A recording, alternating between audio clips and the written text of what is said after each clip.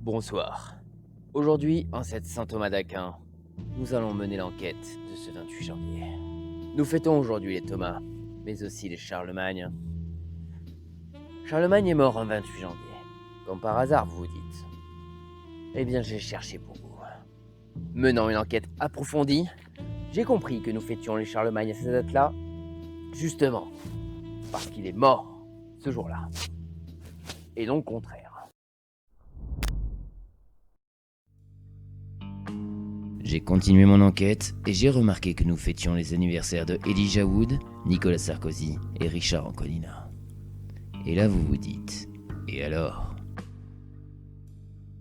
Elijah Wood. En français, c'est traduit Elijah Bois ou Élie Jabois. Elie Semoun, Élie Kakou, attendons un peu. Nicolas Sarkozy. Appelé Sarko par le peuple. Sarko, comme sarcophage. Phage étant la racine de manger, manger sarco. Je sentais que je m'approchais d'une triste affaire. Richard Anconina, héros du film La vérité si je mens, qui met en scène Élie Kakou. Et là, tous les éléments se sont liés.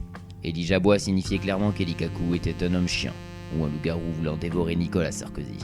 Si le cancer du poumon n'avait pas arrêté tout ça, le drame aurait été affreux.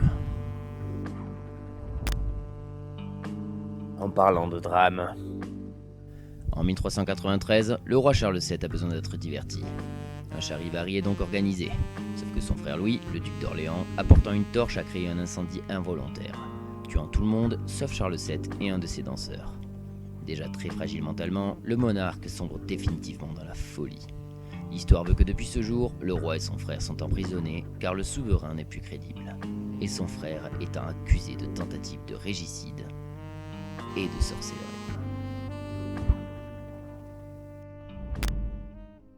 Sorcellerie. C'est là que j'ai compris que tout était lié.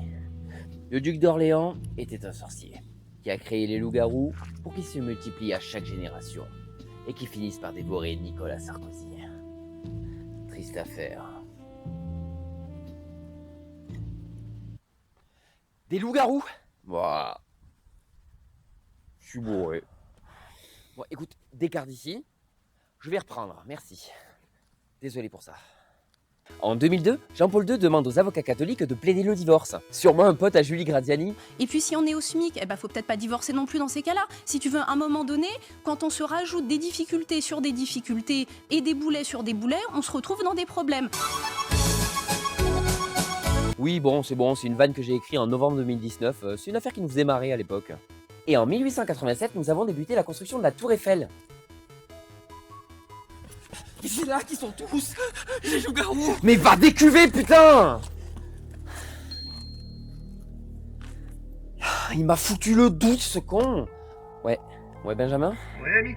Est-ce que tu peux aller vérifier s'il y a des loups-garous à la Tour Eiffel, s'il te plaît? Ouais. Je vais aller voir là. Attends, ne quitte pas.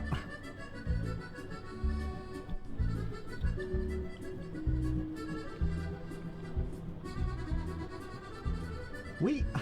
Enfin non. Non, il n'y en a pas. Non, il n'y a pas de loup-garou. Il y a des touristes asiatiques. Mais il n'y a pas de loup-garou. Ah. Ouais, non, c'était un chat.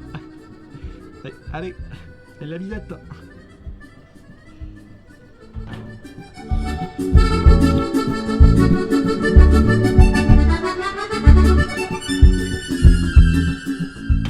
Bonsoir.